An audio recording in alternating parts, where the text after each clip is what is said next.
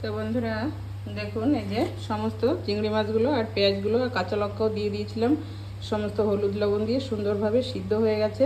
আর এটা আমি নামিয়ে নিয়েছি, নামিয়ে কড়াইটাকে আবার ধুয়ে এখানে তেল দিয়ে দিয়েছি। তো এখন আমি মাছটাকে ভাজা করে নেব। তো কয়েকটা দিয়ে দেবো কালো জিরে, আর এপাশেও আমি দিয়ে দিচ্ছি মানে কয়েকটা কালো জিরে। এপাশে মাছের ডিমটা ভাজা করে নেব, আর এপাশে এই যে চিংড়ি মাছটা। তো এই যে দিয়ে দিলাম চিংড়ি মাছ, জালটা একটু কমিয়ে দেবো। এখন শুধু আমি দিয়ে দেবো এর মধ্যে একটু এই যে ফিশ মশলাটা, এটা অল্প একটু গুঁড়ো দিয়ে দেবো, এটাতে একটা সুন্দর স্বাদ হয়। তো আর বিশেষ তেমন কিছু মশলা দেবো না, আর দিয়ে দেবো সামান্য একটু লঙ্কা গুঁড়ো। তো এরকমই একটু ভাজা ভাজা হবে হালকা জলে, তাহলেই হয়ে যাবে সুন্দর স্বাদের চিংড়ি মাছ ভাজা। গরম ভাতের সঙ্গে একদম এরকম চিংড়ি মাছ ভাজা দিয়ে অনেকটাই ভাত খাওয়া হয়ে যায়, একদমই শুকনো শুকনো করে, কিন্তু দুর্দান্ত একটা স্বাদ। তো দিদিভাইরা এইভাবে আপনারা চিংড়ি মাছ ভাজা করে, ছোটো চিংড়ি গুঁড়ি চিংড়ি যখনই পাবেন, তো দাদাভাইরা যদি নিয়ে আসে বাজার থেকে, তো সুন্দর করে ছাড়িয়ে পরিষ্কার করে ধুয়ে এইভাবে একটু কুচি চিংড়ি পেঁয়াজ লঙ্কা দিয়ে ভাজা করে নেবেন, দুর্দান্ত লাগবে। তো আর এই দিকটা আমি কালো জিরে দিয়ে দিয়েছি, দিয়ে দিচ্ছি পেঁয়াজ। আমার বৌমা চিংড়ি মাছ খায় না যেহেতু, যার জন্য আমি একটু মাছের ডিম ছিল সেটাও এই একই রকমভাবে একটু ভাজা করে নেব ওর জন্য। তো পেঁয়াজটা একটু ভাজা হোক। তো দেখুন বন্ধুরা, সুন্দর লাল লাল করে মাছগুলো ভাজা হয়ে গেছে, এগুলো এখন আমি নামিয়ে নেব। আর এই যে মাছের ডিমগুলো রয়েছে, এটা আমি এই যে ভাজা পেঁয়াজের মধ্যে দিয়ে দেবো।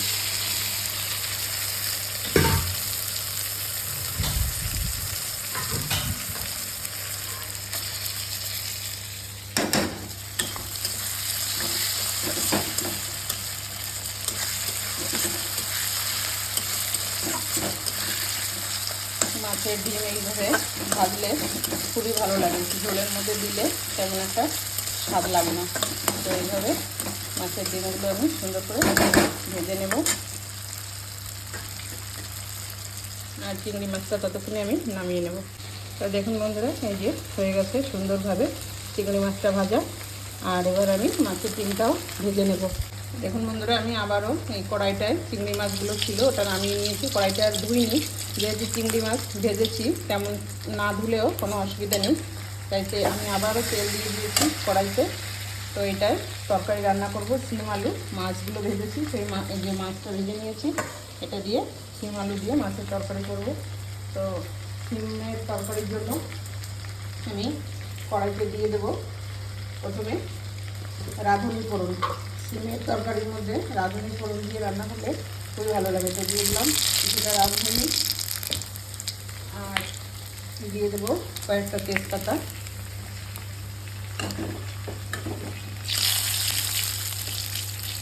একবারে আমি সম্বরটা দিয়ে বসিয়ে দিচ্ছি তরকারির জন্য।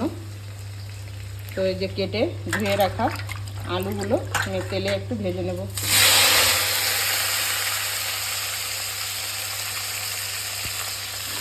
দেখুন ডিমের মধ্যে পেঁয়াজটাও সুন্দর ভাজা ভাজা হয়ে গেছে। তো আমি এটা একটু সামান্য একটু জল দিয়ে দেবো। জলটা দিলে পেঁয়াজটা আমি দিয়েছি সেটা একটু মানে গায়ে গায়ে লেগে যাবে, সুন্দর একটু মাখো মাখো হয়ে যাবে। তো এটার মধ্যে কিন্তু আমি এখনও কিছুই দিইনি, সেই মাছ ভাজার তেলটা ছিল তার মধ্যেই আমি যে ডিমটা ভাজার জন্য দিয়েছিলাম। এখন আমি এটার মধ্যে দিয়ে দেবো একে একে নুন হলুদ। এই যে তো দেখো বন্ধুরা, আলুটা দেখতে দেখতে সুন্দরই একদমই লাল লাল করে ভাজা হয়ে গেছে। তো একটুখানি হালকা আদা বাটা রেখে দিয়েছিলাম, যেহেতু এটা একটু বড় মাছের কাটা দিয়ে রান্না হবে মাছ দিয়ে, তো একটু আদা এর মধ্যে আমি দিয়ে দিলাম। আর এখন দিয়ে দেবো এই যে কেটে রাখা শিমগুলো। আলুটা ভাজা হতে হতে আমি শিমগুলো সুন্দর করে দেখে, যেহেতু শিমের মধ্যে দু সাইডে দুটো আঁশ থাকে, ওটাকে বের করে দিতে হয়, নাহলে রান্নার পর খাওয়ার সময় ওটা মুখে পড়লে খুবই একটা খারাপ লাগে। তো এটা আমি বের করে সুন্দর করে কেটে ধুয়ে গুছিয়ে নিয়েছি। আর তার মধ্যে আলুটাও সুন্দর লাল লাল করে ভাজা হয়ে গেছে, তো দিয়ে দিয়েছি। আর এদিকে দেখুন আমার মাছের ডিমটাও সুন্দর করে ভাজা হয়ে গেছে। তো এখন এরকম 2 পিস ডিম এরকম আর একটুখানি এই গ্রেভি দিলে বেশ একটু ভাত খাওয়া হয়ে যাবে, আর খেতেও খুব ভালো লাগবে। তো আপনারা যদি জেনে থাকেন তো খুবই ভালো, আর যদি এইভাবে মাছের ডিম আপনারা এখনও ভাজা করে না খেয়ে থাকেন তো একদিন ভাজা করে খেয়ে দেখবেন। একটু কালো জিরে দিয়ে দেবেন, পেঁয়াজ কুচি, লঙ্কা কুচি, আর এরকম একটু পিস মশলা বা যে কোনো যদি অন্য কোনো মশলা থাকে আপনাদের যেরকম দিতে পছন্দ করেন দিয়ে একটু লঙ্কা গুঁড়ো দিয়ে তেল দিয়ে এইভাবে মাছের ডিমটা ভাজা করে নেবেন। দুর্দান্ত একটা স্বাদ লাগে খেতে। আপনাদের যদি কলকাতা থেকে দেখে থাকেন তাহলে ওখানে তো অনেকই মাছের যে কোনো বড়ো মাছের খুব বড় বড় ডিম হয়। আমাদের এখানে মাছের ডিম তেমন একটা পাওয়া যায় না, খুবই কম, কখনো কখনো। তো তাই মাছের ডিম তেলে বৌমা খুব ভালোবাসে মাছের ডিম ভাজা, তো এইভাবেই ভাজা করি। তো হয়ে গেছে মাছের ডিম ভাজাটা, নামিয়ে নেবো। ততক্ষণে এই তরকারিতে দিয়ে দেবো স্বাদ মতো হলুদ, লবণ, আর এতে আমি তেমন আর কোনো মশলা দেবো না, দিয়ে দেবো কাঁচা লঙ্কা কুচিয়ে, একদমই সাদা তরকারি হবে। আর নামানোর আগে একটুখানি জিরে ধনে গুঁড়ো। তো ডিমটাও বেশি সময় আমি ভাজবো না, কারণ কি ডিমটা নরম হয়ে যাবে। ডিমের তরকারি একটু শক্ত শক্ত থাকলেই ভালো লাগে।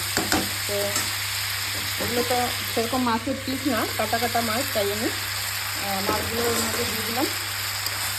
একটু নাড়িয়ে চাড়িয়ে নিয়ে অল্প ঝোলে তরকারিটাকে রান্না করে নেব।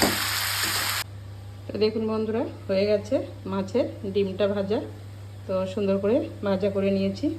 সঙ্গে থাকুন, রান্না হচ্ছে তরকারি, আরও 2টো আইটেম থাকবে। তো দেখুন বন্ধুরা, এই যে দেখতে দেখতে আমার সিমের তরকারিটা রান্না হয়ে গেলো। খুব সুন্দর একটা কালার হয়েছে। দেখুন কাঁচা লঙ্কা দিয়ে করেছি, এটাই আমি একদমই গুঁড়ো লঙ্কা ইউজ করিনি, যেহেতু সিমের তরকারি সিম আলু এভাবে কাঁচা লঙ্কা দিয়ে করলে। এর সঙ্গে একটু মূলো দিলেও ভালো হতো, কিন্তু মূলো আছে ঘরে, আমি মানে মূলোটার মধ্যে দিইনি। 3 রকম সবজি দিয়ে আমরা তরকারি রান্না করি না, হয়তো 2টো নাহলে 4টে। আর তো এইভাবেই বেশিরভাগ 2টো সবজি দিয়ে রান্না হয়, আলুর সঙ্গে যে কোনো একটা সবজি। তো আজকে সিম আলুর তরকারি করলাম, দেখুন কেমন লাগছে। তো হয়ে গেছে তরকারিটা, নামিয়ে।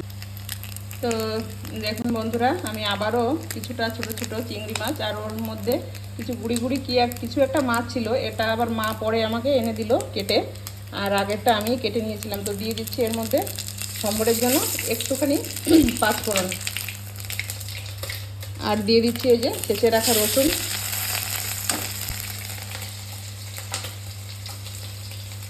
দিয়ে দিচ্ছি কাঁচা লঙ্কা কুচি, আর এই যে এটা দিয়ে এই শাকটা করব। এটা হচ্ছে দুন্দুল শাক, আজকে এই শাকটা করব। এখন এই শাকটা আমাদের আশেপাশে এখানে ওখানে হয়ে থাকে, আর একটু কয়েকদিন পরে আর পাওয়া যাবে না। রোদ্রের মানে বেশি রোদ এসে গেলে তখন আর থাকবে না। তো মা এই শাকটা খুবই পছন্দ করে, শাশুড়ি মা, তো মাঝে মধ্যেই আমাকে এনে দেয়, আর আনলে আমি এটা রান্না করে দিই। তো এর মধ্যে এই যে দিয়ে দেবো শাকগুলো।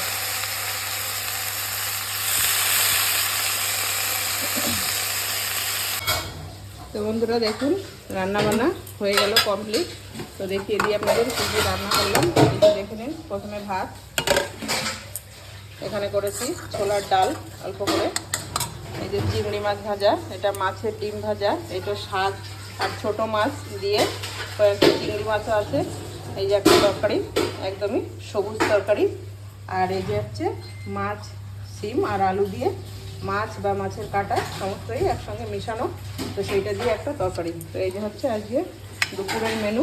কেমন লাগলো আপনাদের দেখে, আর এই রান্নার মানে পদ্ধতিগুলো, আয়োজনগুলো, আর এইটার সঙ্গে এইটা মিশিয়ে যে রান্না বান্না করলাম। তো যদি ভালো লাগে অবশ্যই কমেন্টসে লিখে জানাবেন, পাশে থাকবেন। আগে পরে অনেক ভিডিও আছে, দেখতে থাকবেন, চ্যানেলটি সাবস্ক্রাইব করবেন, আর যদি ভালো লাগে একটা লাইক দিয়ে কমেন্টসে লিখে জানাবেন। বন্ধুরা টাটা।